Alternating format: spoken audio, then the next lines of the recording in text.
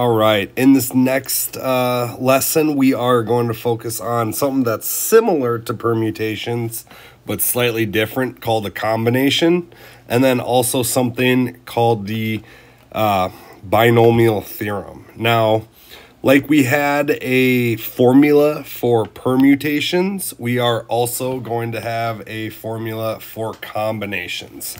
So again, the idea for combinations is that order does not matter. So for example, if I said AAB, that would be the same thing as ABA. So I'm not necessarily as worried about the order, because my final result is 2 A's and 1 B. So let's look at an example. So if we take a look at this, a standard deck of cards has 52, and again, 4 different suits: spades, hearts, diamonds, and clubs. And they're between ace through king are 13 different cards in each suit. Excuse me.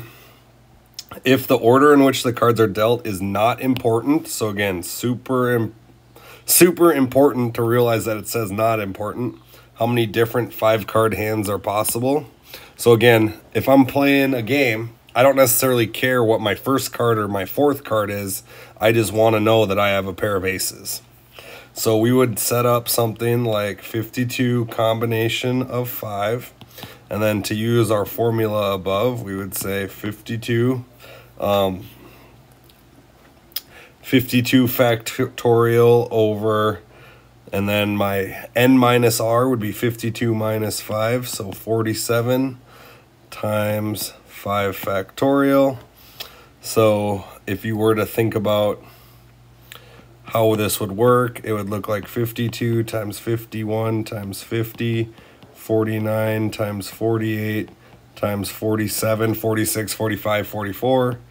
And then down here we have 47 factorial times 5 times 4 times 3 times 2 times 1.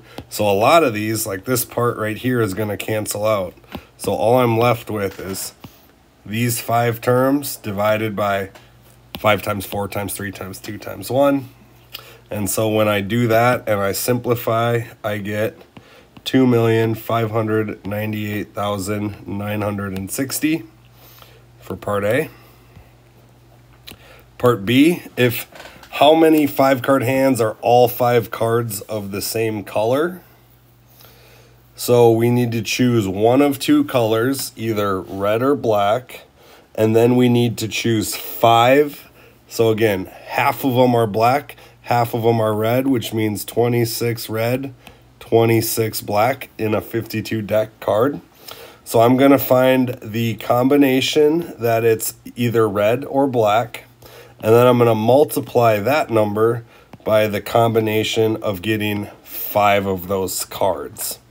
So if I were to write this out, it would be I would use this formula up here, use this formula twice. So I'm going to say 2 factorial over 1 factorial times 1 factorial.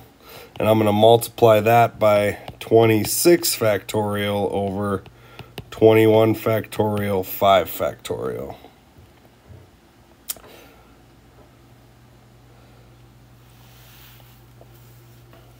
So as I start to simplify, this really gives me on my left, really just 2 over 1 times 1. Multiply it again, 26, 25, 24, 23 times 22, and then 21 factorial is going to cancel out on the bottom. 4 times 3 times 2 times 1. So this cancels out with this. And so when I plug that in and then simplify, I get 131,560 different combinations that I could potentially get all red or all black. All right, deciding to multiply or add combinations. So Shakespeare wrote 38 plays that can be divided into 3 genres. of his 38 plays, let's see here, of his 38 plays, he had 18 comedies, 10 histories, and 10 tragedies. How many different sets of exactly 2 comedies and 1 tragedy can you read? So, exactly 2 comedy, 1 tragedy. And so let's just solve that one first. So there are 2 out of the 18 total comedies that you could choose. So as I'm setting up my problem, I'm thinking, all right, I have 18 comedies. I'm choosing 2. Don't care which one's first or second. And I have 10 tragedies, choosing 1. And I'm going to multiply these 2. So now I've got my formula for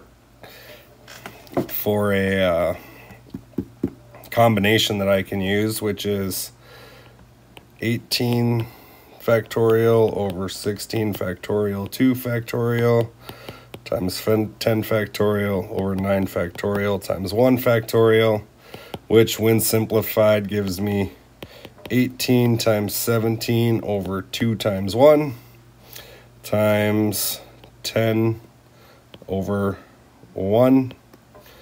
As we go through and simplify that, we get 153 times 10. So to answer this unique question, we have 1,530 different combinations. Second question says, how many different sets at most 3 plays can you read?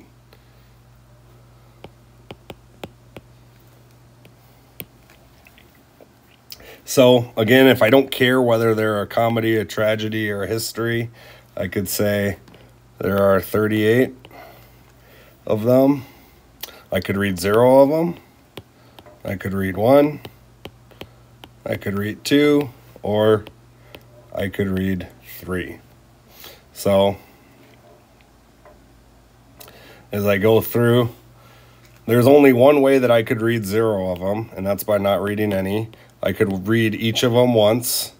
I have 703 ways to read each of them twice, or to read just 2 of them, and I have 8,436 that I could create, which gives me a total, if I wanted to read at most only 3 plays, so anywhere between 0 and 3 plays, I could get this.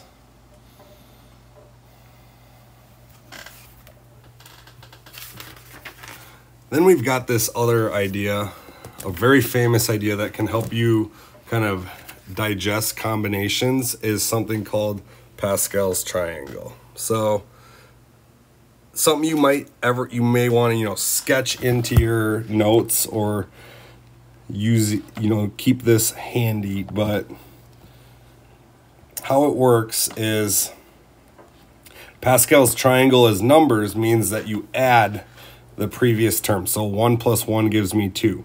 1 plus 2 gives me 3. 3 plus 3 gives me 6.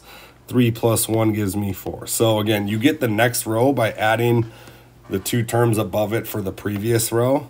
And you can see that that also ends up working for combinations. So if you were to look at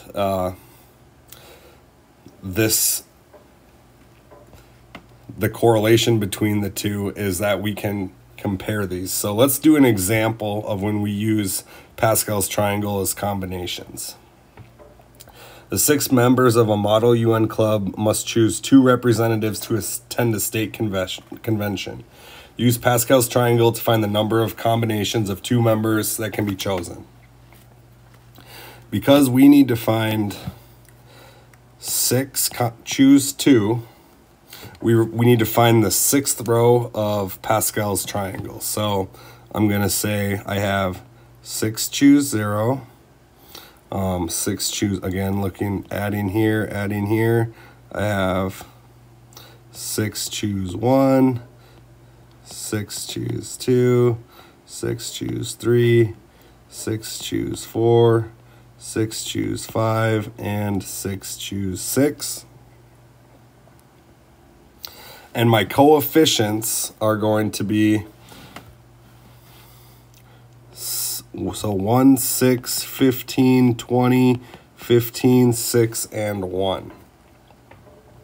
So the value of 6 choose 2, if I'm looking here, 6 choose 1, 6 choose 0, 6 choose 1, 6 choose 2, that's my third choice. So I'm going to go over to my triangle and look 1, 2, 3. So my third coefficient is 15. So I know that the third number of the sixth row of Pascal's triangle is going to equal 15. So there are a total of 15 combinations of representatives for the convention.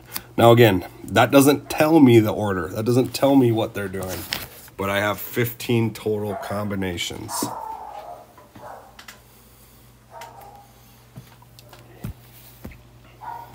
We can also use this to expand our binomial contractions or our combinations. So if I were to say a plus b to the fourth, we've used Pascal's triangle to say, okay, it's 1a to the fourth plus 4a to the third b plus 6a squared b squared plus 4ab to the third. I know we've done this before, plus 1b to the fourth, where your coefficients follow the triangle.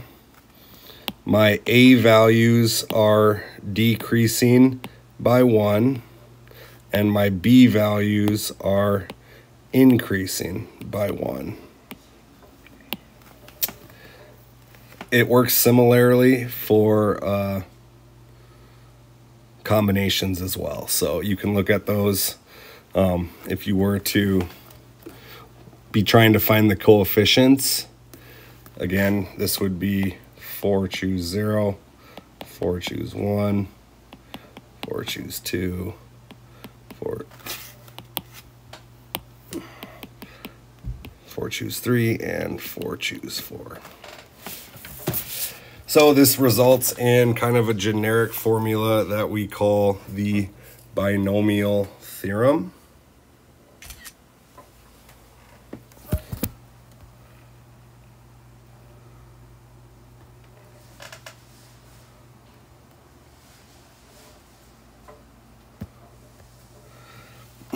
So I can use the combination formula to find the coefficients. So again, if your n value was really, really high, you may want to use this idea.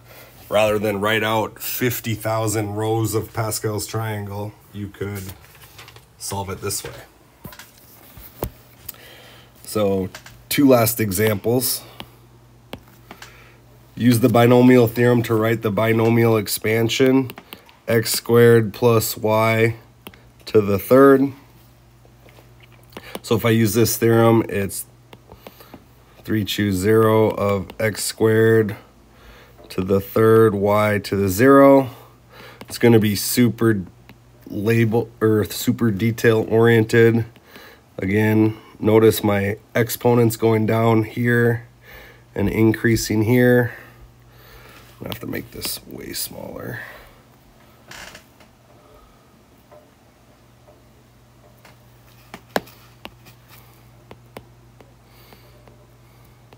X squared first, y to the second, and then it's going to be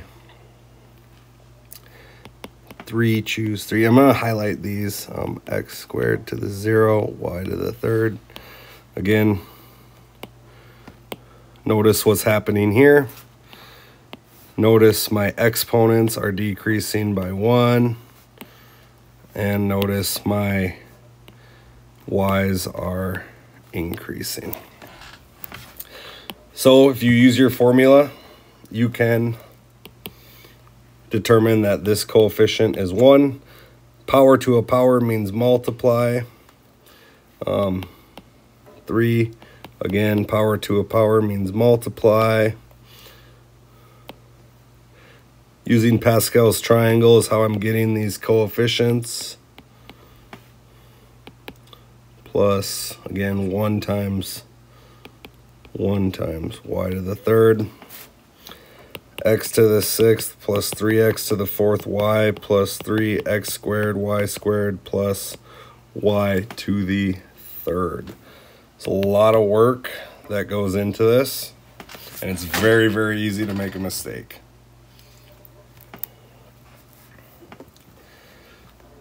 Last example, use the binomial theorem to write the binomial expansion. A minus 2b to the 4th equals a plus negative 2b to the 4th. Again, what did I just change here? Changed this to adding a negative because it works easier for our formula where I can take 4, oops.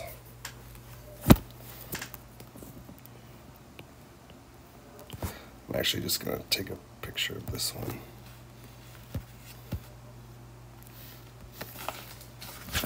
Save some time.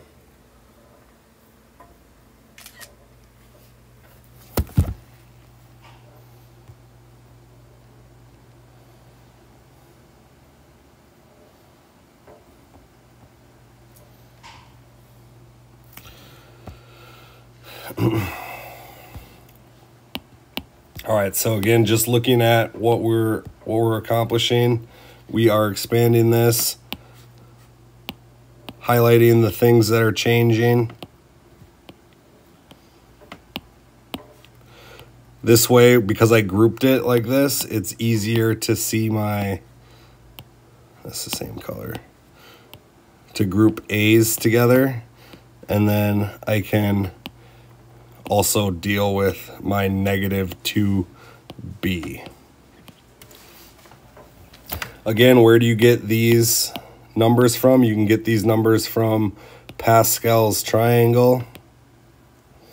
And then as you simplify using all your exponents and combining like terms, you get this for your final answer.